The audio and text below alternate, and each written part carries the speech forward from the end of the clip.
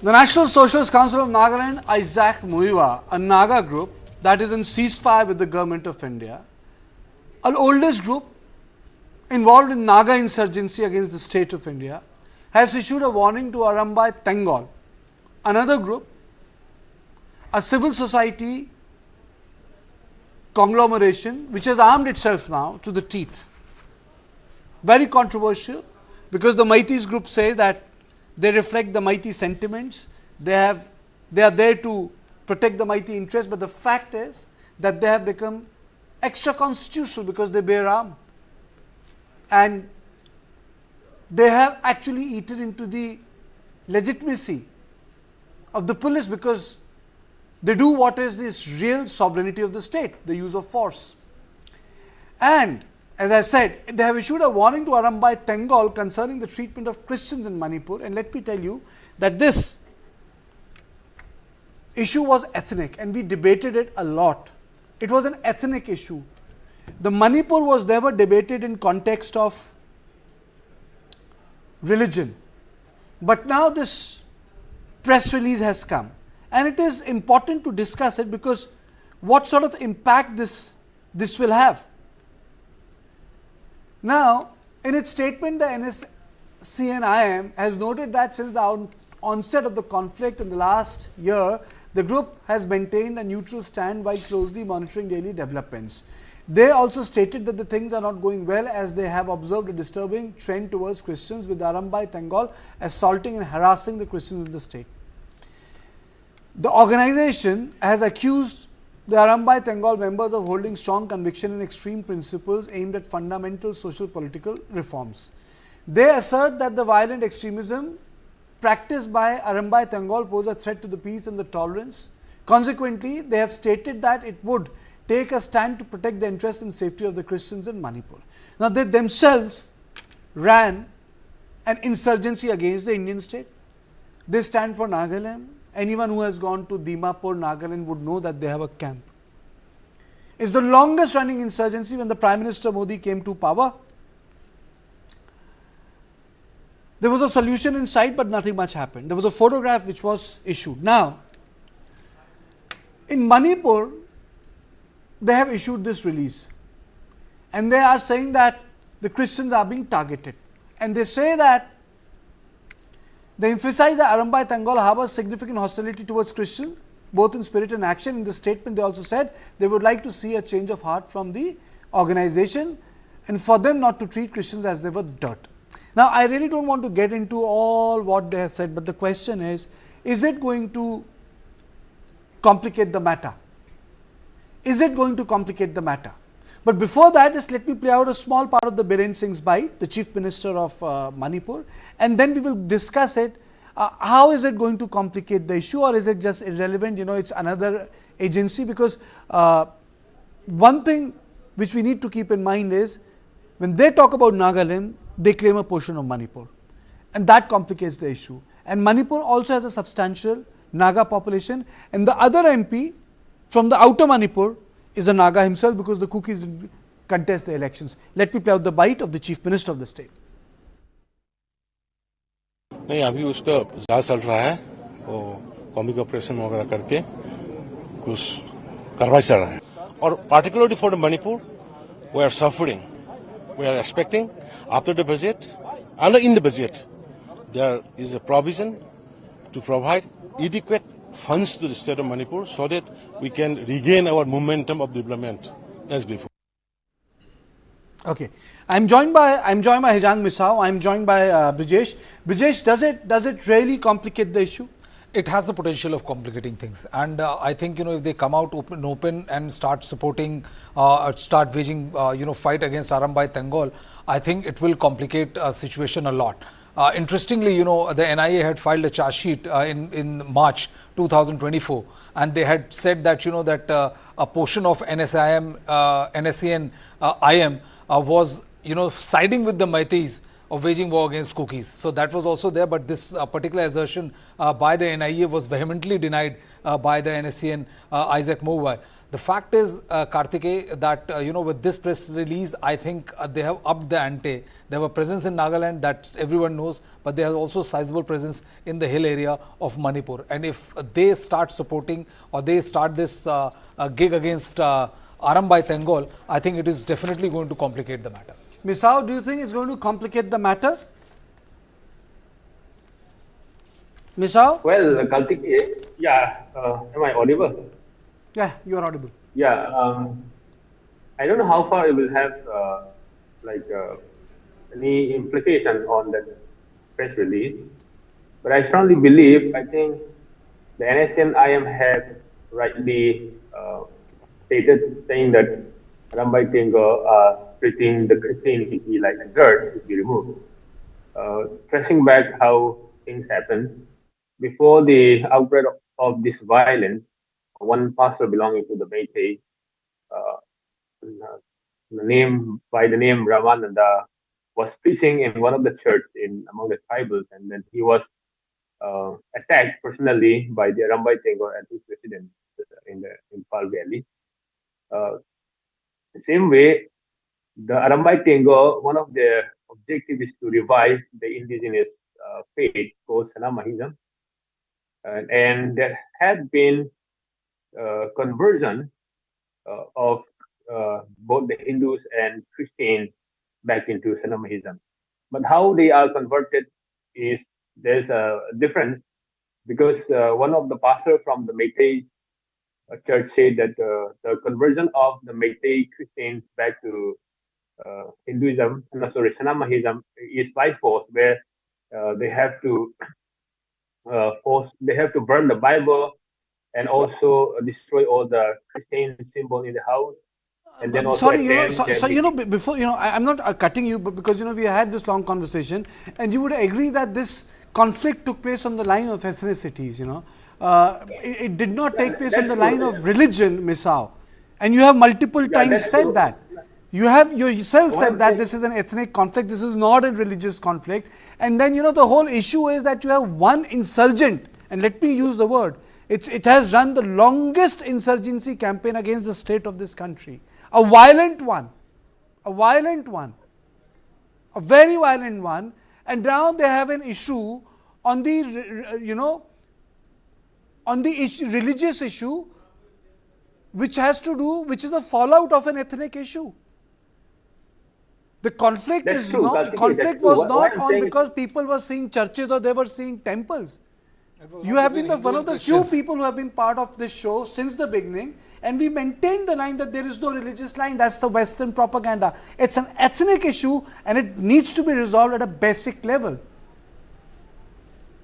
Karthikeya, I'm not saying this is a religious issue, but what I'm saying is how if you just unfold the chain of events that's taking place, in any conflict, if any conflict, worship places are respected. But if the Kuki churches are burned, that's one understandable. When the Meitei churches are burned, and there is also lots of instances where the Meitei Christians community are living under constant fear.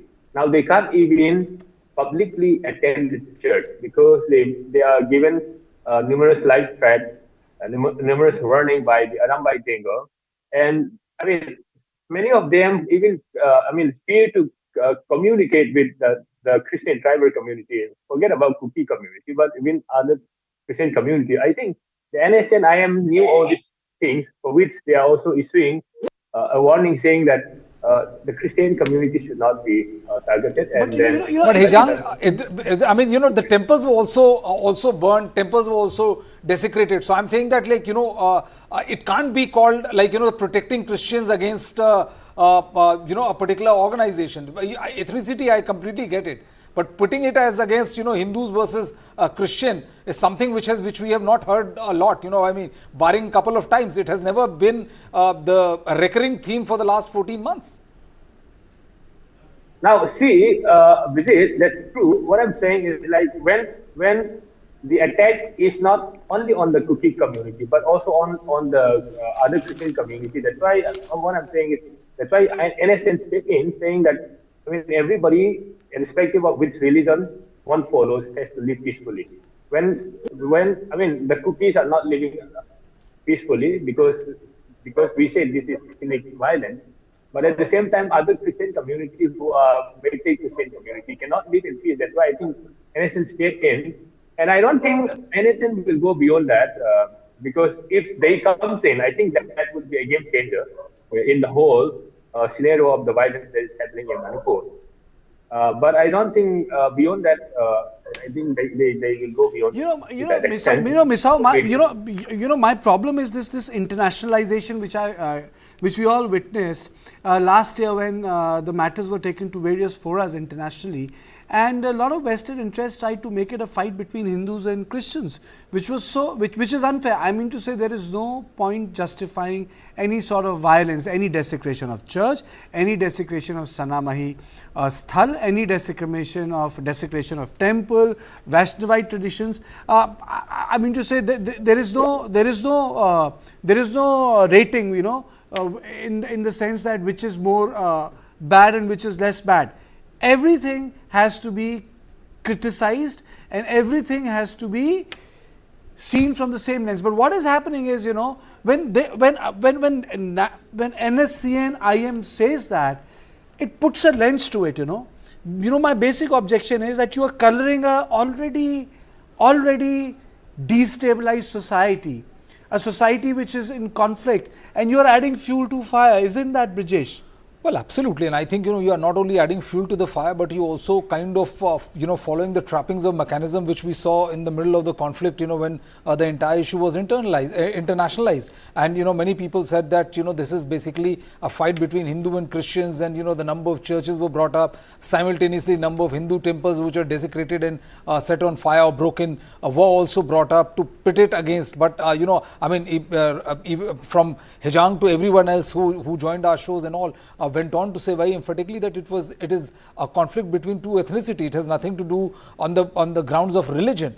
But unfortunately, I think with the kind of the statement which has been put on by NSCN-IM, I also believe that that they will not want to stake their neck. But the statement definitely and given the formidability of NSCN-IM, it be not wise to dismiss their letter as mere hoax.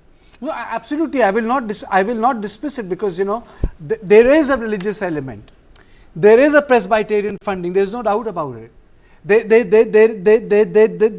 is an element. There is a sector which takes up these issues abroad.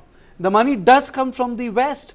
It does come from the Northern America. It does come from the UK. It does come from the West. There is no doubt about it. But the point is already a disturbed state, highly politicized. But Misao, you have been there. You have been frequently going to Manipur. You have been there. Do you see any signs of improvement, in terms of ethnic contacts, in terms of people-to-people meeting? Yeah, do you see any improvement, Misao? To be honest. Hello, can you hear me? Yes, absolutely. Am I audible? Yeah. To be honest, the intensity level of the conflict is coming down, but there's no sign of normalcy at all. Because as I was saying in other discussion, the buffer zone are still standing tall. I cannot cross the buffer zone. They cannot cross the buffer zone. I cannot use the Imphal airport. They cannot travel by road to the area which are occupied by the cookies. And then I cannot go and buy things in the market, and the health facility I cannot access. The education opportunity in Imphal I cannot access. So in such scenario, one cannot say that there is like normalcy in Manipur. Coming back to NSCN-IM statement in the newspaper, there are also, as you were saying, elements of religion, the religious factors are there, because so far 360 churches are burned, 360 plus churches are burned. These are not only the cookies churches, these are churches belonging to the Meitei-Kuki-Zo. At the same time, but I slightly disagree. If you are saying 360 churches, there was a report which came out which also listed, you were part of the show, which stated that 100 of these temples were also burned. I recall that. It had a list, some churches and some temples and then some Sanamahi spots. I am also joined by Mr. K. Romesh, Assistant Professor, Center for Philosophy, Jawaharlal Nehru University. Mr. Romesh, we were discussing about the fact that this letter that has been issued by the Naga outfit, the outfit which is running a longest insurgency against the state of India, and it is trying to issue a diktat, though it's in context of another organization which is very questionable, Arambai Tenggol, that Christians are being targeted. Do you think that someone is trying to push a narrative in Northeast that it's a religious war, which instead of seeing from the perspective of inter-ethnic conflict? I think, Kartikeya, I mean, some group of people, they are trying to bring out the issue of Manipur into two perspectives, one from a religious perspective and one from some communal type of perspective. So that's regarding that, I mean, statement issued by the NSCN-IM, I have no further comment. But we also need to understand what exactly happened in Manipur. So I think all this, there is some, I think the Indian state is responsible of what is happening in Manipur. So let me give you one example why I'm claiming that, this is the result of the policy of the Indian government. So I think you also remember during a conversation at the Council of the Foreign Relations in New York. So when somebody asks to the External Affairs Minister about Myanmar and what the government is doing regarding what is happening in Manipur, the Honorable External Minister, Jai Shankar, replied that one part of the problem in Manipur has been the destabilizing impact of the migrants who have come from Myanmar. So that is one aspect.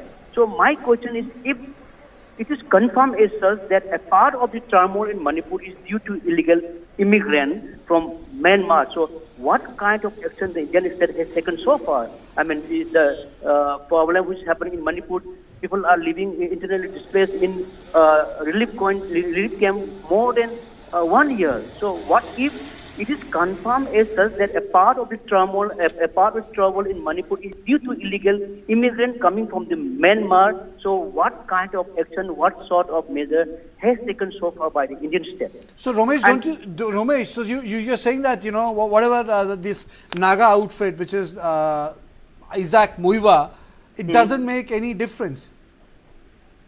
Obviously, yeah, obviously. It doesn't make any difference. My question is why they are trying to make an allegations against the Arambai Tenggol. What is the reason for making allegations against the Arambai Tenggol? What is the exact reason? For what reason they are making such kind of allegations against Arambai Tenggol? Okay, isn't this very strange that, you know, they have suddenly got into it after the elections are over, and you have a Naga MP from Manipur outer?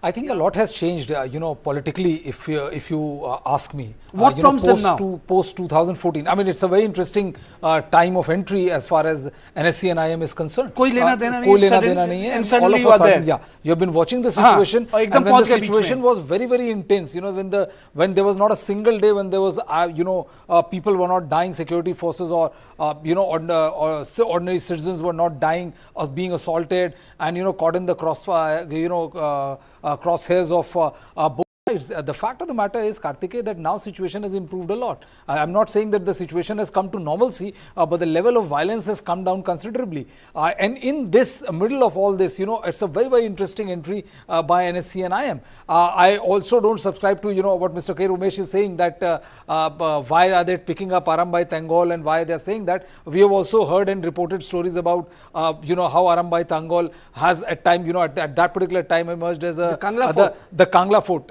incident, you know, has emerged as a bigger player than the state itself, and the way, you know, police officers were assaulted or have been assaulted. So I'm not trying to give them a complete shit either, but the entry of NSCN-IM is definitely very, very interesting if you look into the fact that the way the election results have come out. Misa, what's your understanding? Why have they come into the picture now? They haven't spoken earlier. Kartikeya, I would say by coming in, NSN is not trying to paint the conflict as religious in nature. but it is also, extending the solidarity to the Meitei Christian population who are suffering under the radical extremist militia group called Arambai Tenggol. Because as I have already mentioned, after this conflict, Meitei Christians cannot go to church, they cannot openly worship God, because we are living in a democratic country where every religion has to be respected, religious freedom has to be given. Now, if key community are not given that freedom, I can understand, because we are saying this is ethnic conflict. But when it is ethnic conflict, why can't the Meitei Christian population cannot go to the church openly, and why are they still living under constant fear? So these are the hard facts from the ground realities, where this community who are very marginalized among the community among the Meiteis are constantly living under fear, for which I think NSN is just only expressing their solidarity Okay. to the suffering of the I have to community. take this. I have to take this observation to Romesh. Romesh, do you agree what Mr. Misao has said? No, I completely disagree.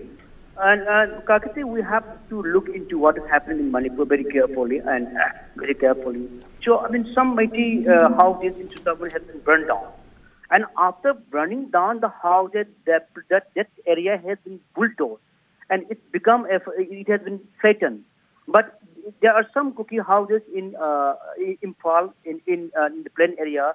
Their houses has also been burned down by the group of Meitei. I would say that. But those houses are still remain. There is no any sort of bulldozering. There is no any kind of flattering that area. But those Meitei houses have been bulldozed and flattened in Susampur. And where is the state? What the state is doing? Romesh disagrees. Misao has a point from the context of a religious minority, but there is a larger issue here. I think in this whole discourse, the fact that we are in the second part of the budget session, we don't see any movement in context of what needs to be done on Manipur. Well, right now, what needs to be done on Manipur, there are several aspects to it. I think the most important one is bringing normalcy. And with the kind of one narrative versus the other narrative, and the violence coming down, but there is no semblance of peace whatsoever on the ground, the situation remains very fragile, Karthikeya. And I think until and unless peace, or at least 30-40% of the peace which they are aiming for, hoping for, is obtained, I think the rest of the efforts will get squandered. Given the kind of situation that is there in But Manipur. I'm very surprised that what is happening is that one militant organization is trying to challenge a freshly born militant organization. So we are actually witnessing a conversation or sort of a one-way, sort of a diktat from one militant organization to other, which is already in question on multiple issues by various civil society actors. I find it very strange, because ultimately the only organization I am interested is in those who have been elected by the people of Manipur, which is the Legislative Assembly, the lawmakers, the MLAs, and the 2 MPs who are there. So to find diktat, and that too, when the Manipur in itself is such a troubled state, and they claim a part of Manipur is part of Nagaland. Well, Karthikeya, there's also one thing that, it doesn't matter whether you are a new outfit or you are an old outfit. It all depends on how, solidly you are backed by the powers to be. And in that case, I think Arambai Tenggol right now seems to be solidly backed by the powers to be. The Kangla Fort incident was a case in point. We have also heard, them abducting and assaulting cops and all. And, there are several instances. I'm not just saying that, everyone is involved in it, but the fact of the matter does remain that right now, they remain very powerful and very potent. And that is the reason why, when you, for NSCN-IM is also like, for them to challenge Arambai Tenggol, it is not a clash between two completely unequals. It is a clash between, I would say, kind of more or less equal. Romesh, quickly. Romesh, do you think that this should be, I feel it should be condemned, Someone should just tell them not to interfere in these issues. They're not a state. It's not a judiciary. Yeah, that's what Karthik. Who are they? Insurgents fighting yeah, against India? Yeah. India's sovereignty, territorial integrity? So, Karthikeya, I have already, Karthikeya, Can I speak? Oh, absolutely, Ramesh. Go on. Yeah. Earlier also I have mentioned that, there is no any clear explanations of why the NSCN-IM is making such kind of allegations against Arambai Tenggol. I haven't seen that statement. But I would say that because now, before you, I forgot the name of the person. He said that considerably there is peace in Manipur. I inclined to object to that statement. There is no peace in Manipur. Because my Misao, my another issue is this organization neither represents Nagaland nor Naga people. Naga people vote for the government sitting in Kohima. Isn't that Misao? You mean Who do they NSCN-IM? represent? Neither Naga people, nor the government. Who do they represent? They represent no one. And they are fishing in troubled water. Misao, please. No, Kalsike, I would disagree to that point. NSCN-IM represents the entire Naga community because they have... How can an insurgent group, tomorrow some people, Misao, I'm sorry I'm interjecting, they would say that Khalistan represents Punjabi people. No. The Punjabi people are represented by the government in Chandigarh. Then someone will say that in 1980s that LTT represent Tamil people. No. They are represented by the government which is sitting in Chennai. No, sir. No. There has to be a line drawn, sir. They can be, it's an insurgent group, Misao. I do agree that's insurgent group, but unless without the support of the community or without the protection of the community, how do you expect insurgent groups to survive? Misao, the fundamental... NSCN-IM, the very fact that NSCN-IM, one of the longest insurgent and the largest insurgent group operating in Northeast,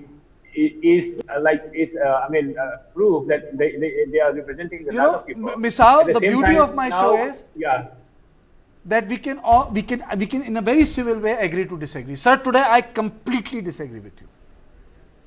I completely disagree with you on this.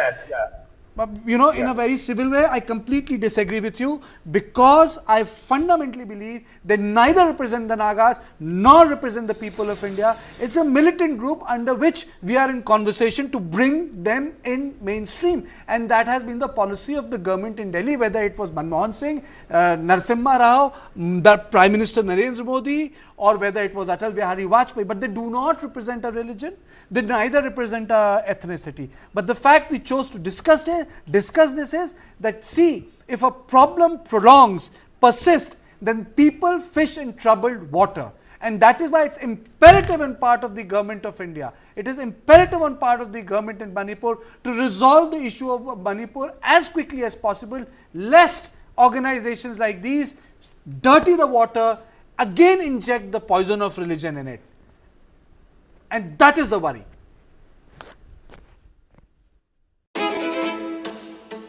Cooking is an act of love. The first act of love we receive from our mothers in the families.